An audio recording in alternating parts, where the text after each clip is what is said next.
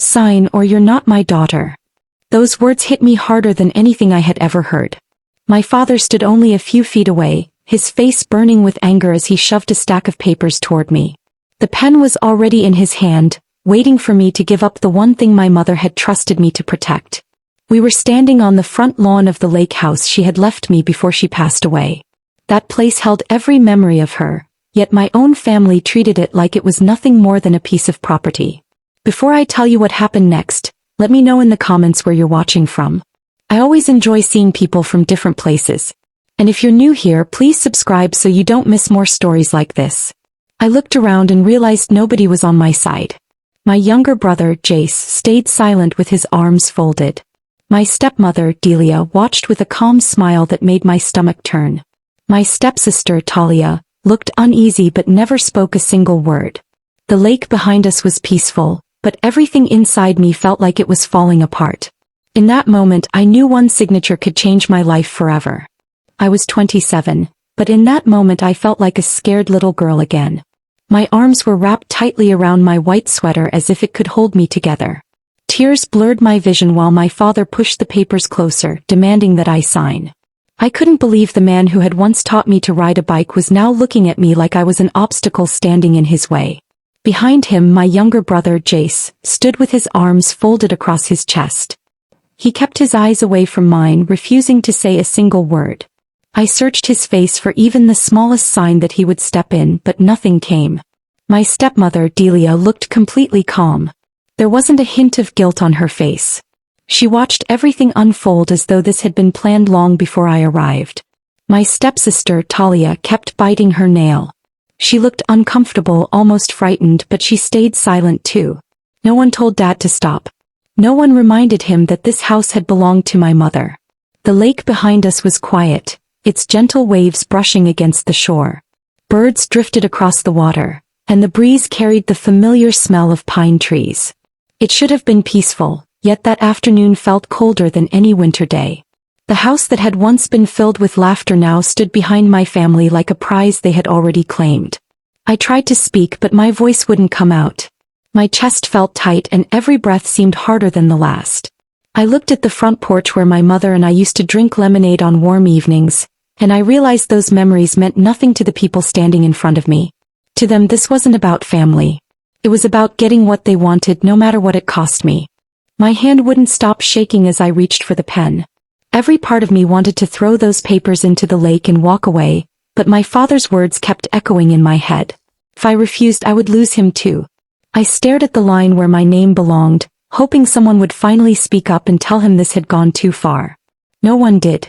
With a deep, uneven breath, I signed. The ink had barely dried before Dad ripped the papers out of my hands.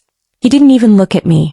Instead, he flipped through the pages with a satisfied smile, making sure every signature was in place. Then he folded them neatly and said, "Now this house belongs to the family." Those words cut deeper than I expected.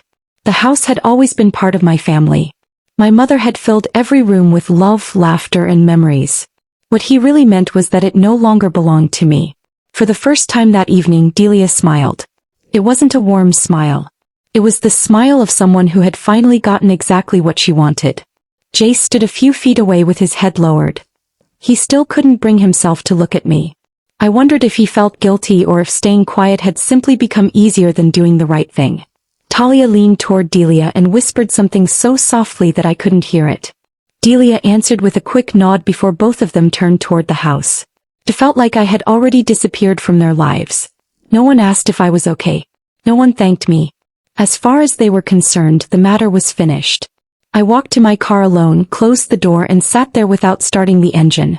My hands rested on the steering wheel while tears rolled down my face. I kept staring at the porch where my mother used to wave goodbye every time I left.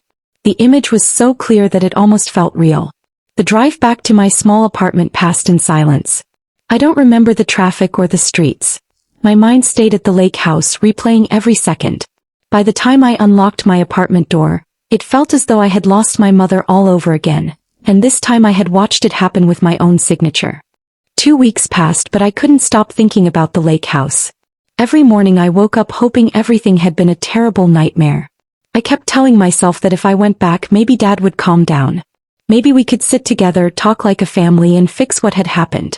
Deep down, I knew that hope was fading, but I wasn't ready to let it go. That Saturday, I drove to the lake with the spare key my mother had placed in my hand years earlier. She had smiled and said, "This will always be your home." I held that key tightly as I walked toward the front door. It wasn't just a piece of metal. It was the last promise she had ever made to me. I slipped the key into the lock and turned it. Nothing. I tried again, thinking I had made a mistake. The key wouldn't move. My heart began pounding as I stared at the brand new lock. They had changed it. Before I could knock a second time, the door opened only a few inches.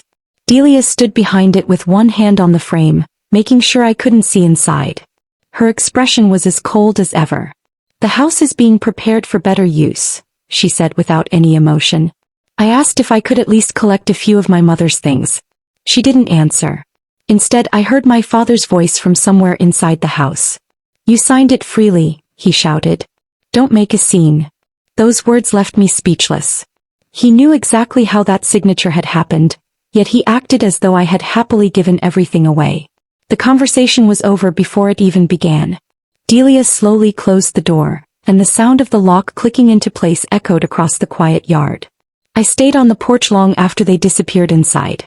The evening air grew colder and the sun slowly slipped behind the trees. Lights came on inside the house, but no one opened the door again. I stood there, remembering birthdays, summer barbecues, and quiet evenings with my mother on that very porch. One by one, the windows went dark. Finally, the porch light switched off, leaving me alone in the darkness. Only then did I turn around, walk back to my car, and drive away, carrying a silence that hurt more than any argument ever could. After that evening, I stopped trying to convince anyone that I had been treated unfairly. I didn't call my father anymore, and I didn't send messages to Jace or Talia.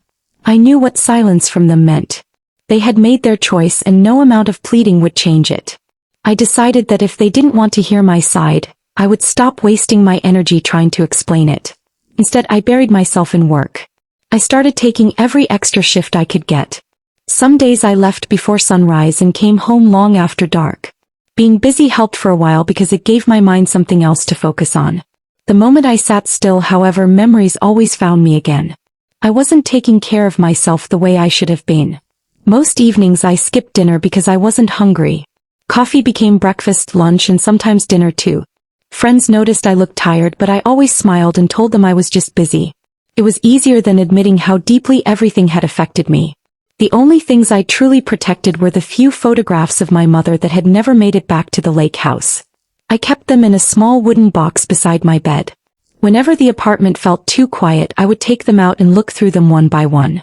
There she was, smiling on the porch, holding a fishing pole by the lake, laughing with me on my 10th birthday.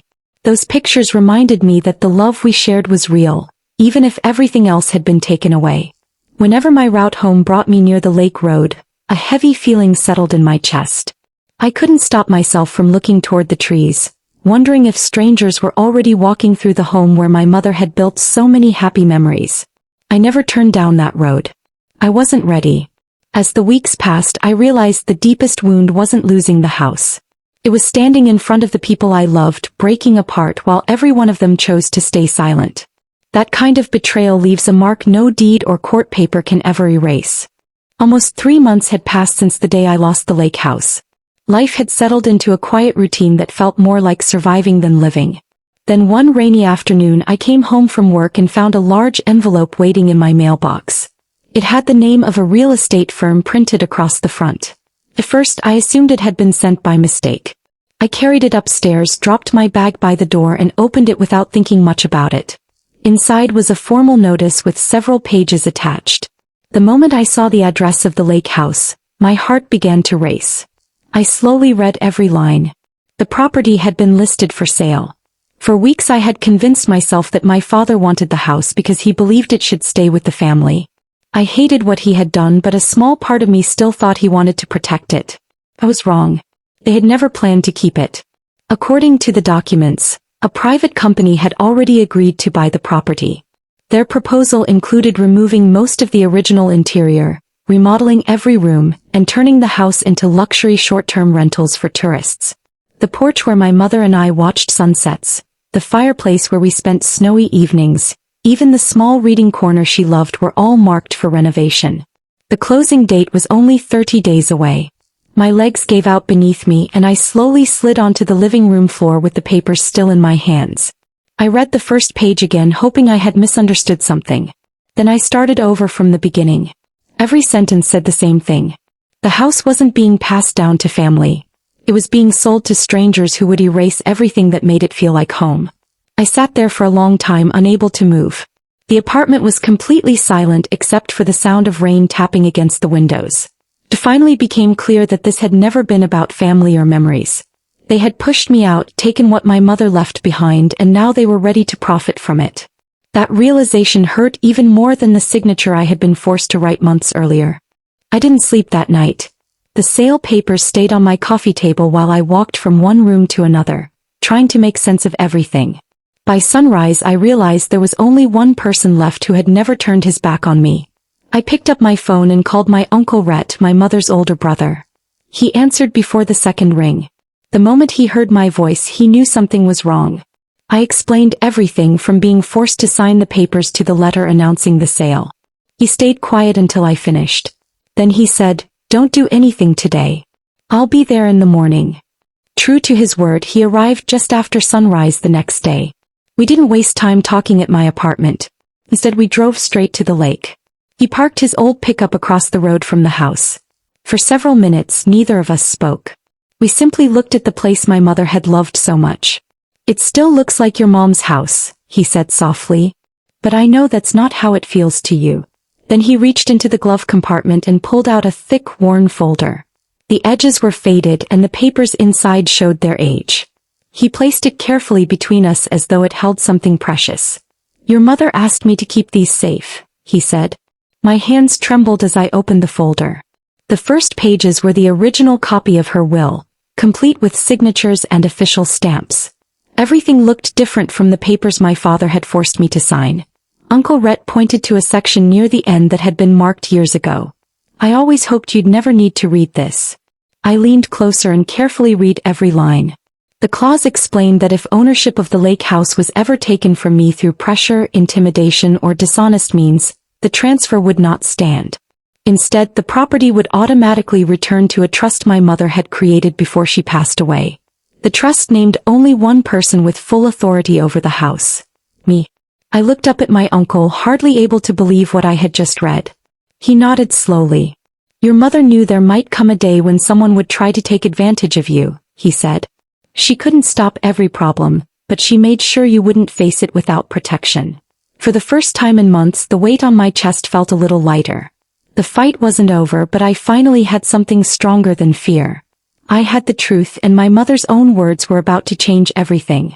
Once we understood what my mother's will actually said, everything began moving much faster than I expected. Uncle Rhett contacted an attorney he had trusted for years, and we met that same afternoon. I handed over every document I had, including the papers my father had forced me to sign and the notice about the planned sale. For the first time since that awful day on the front lawn, I felt like someone was finally listening instead of judging me. The attorney carefully compared the original will with the transfer papers. He examined every page, every signature, and every official stamp. Nothing escaped his attention. Before the meeting ended, he said there were several things that needed a closer look. Within days, a document examiner reviewed the paperwork. It didn't take long before another serious problem came to light. The notary listed on the transfer documents had not been legally authorized to perform notary services. The license had expired 2 years before I had signed those papers. That meant one of the most important parts of the transfer was already under serious legal doubt. My attorney immediately filed the necessary paperwork to challenge the transfer and notify everyone involved in the sale. The real estate company received formal notice that ownership of the property was being disputed. The buyers were informed that moving forward could expose them to legal problems. Only a few days later, the closing process was officially frozen. The news reached my father almost immediately. That evening, my phone rang for the first time in months. His name appeared on the screen. I stared at it until the call ended. A few seconds later, a voicemail notification appeared. For a moment, I wondered if he was finally calling to apologize. Maybe he wanted to admit what he had done was wrong. Maybe he wanted to fix what was left of our family. I pressed play. Instead of regret, I heard frustration.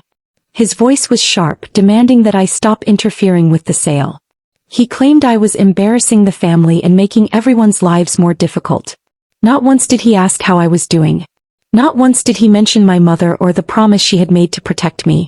When the message ended, I sat quietly for a few seconds. Then I deleted it. For the first time, I realized I didn't need his approval anymore. The truth was finally coming to light, and no angry phone call could bury it again. The court hearing arrived sooner than I expected. Even though I knew we had strong evidence, I barely slept the night before. I kept thinking about everything that had happened since the day my father forced those papers into my hands. Walking into the courthouse felt strange. I never imagined my own family would one day be sitting across from me in a courtroom. When the hearing began, the judge listened carefully to both sides. My attorney presented my mother's original will along with the trust documents that Uncle Rhett had protected for years. Every page was reviewed with great care. The court also examined the transfer papers my father had relied on, and the report showing the notary's license had expired long before those documents were signed. Then the judge turned to the events on the front lawn. I explained how my father had threatened to cut me out of his life unless I signed. I described the pressure, the fear, and the way everyone stood there without saying a word. My voice shook at first, but I finished every sentence. For the first time, I felt like my side of the story truly mattered. My father tried to defend his actions, claiming I had signed willingly. The evidence told a different story. The documents, the timeline, and the testimony all pointed in the same direction. It became clear that the transfer had not happened through a fair and honest agreement. The judge announced the decision without unnecessary delay. Ownership of the lake house was restored to me. The attempted transfer was declared invalid, and the planned sale remained cancelled. The court also awarded financial damages to cover the losses caused by the wrongful transfer and the legal expenses I had been forced to carry. Every document listing Delia as having any ownership interest was ordered corrected, removing her name from the property records. A deep silence filled the courtroom. I closed my eyes for a brief moment, thinking of my mother. I wished she could have seen that her wishes had finally been honored. As everyone began gathering their belongings, my father suddenly called my name. His voice sounded different from before, softer than I had heard in months. I paused for only a second but never turned around. There was nothing left that needed to be said. I walked through the courtroom doors, stepped into the fresh afternoon air and kept moving forward. This time I wasn't leaving with heartbreak. I was leaving with my mother's promise safely back where it belonged. Exactly 4 months after the day I had been pressured into signing those papers, I returned to the lake house once again. This time I wasn't standing outside feeling unwanted. I held a new key in my hand, one that belonged only to me. As I unlocked the front door, I paused for a moment before stepping inside. The silence felt different. It no longer carried fear. It felt peaceful. The house looked almost exactly as I remembered it. Some furniture had been moved, but the heart of the place was still there. Near the hallway, I found several boxes stacked against the wall. They were filled with my mother's photo albums, handwritten recipes, old blankets, and small decorations she loved every holiday season. They had packed everything away as though her life could fit inside a few cardboard boxes. I carried each box back to its proper place. I dusted the shelves, unfolded her favorite quilt, and carefully placed the family photographs where they had always been. Every small task made the house feel alive again. It wasn't about making the rooms look perfect. It was about bringing back the warmth that had once filled every corner. After I finished, I walked through the house and opened every window. A cool breeze drifted in from the lake, carrying the fresh smell of water and pine trees. Curtains moved gently in the wind, and for the first time in months, I smiled without forcing it. As evening arrived, I stepped onto the front porch with a cup of coffee. I sat on the same wooden steps where my mother and I used to watch the sunset together. The sky slowly changed from bright blue to soft shades of orange and pink. Birds crossed the water while gentle waves touched the shore below. Everything felt calm. I thought about everything that had happened over the past 4 months. I had lost people I believed would always stand beside me. I had discovered painful truths about my own family. But I had also learned something important. Love is not measured by blood alone. Real love protects, respects, and never demands that you give away what matters most. Before going inside, I looked back at the quiet lake one last time. The house was finally safe again. My mother's wishes had been honored and no one could take them away. The deed carried only one name now, the name she had chosen for its future.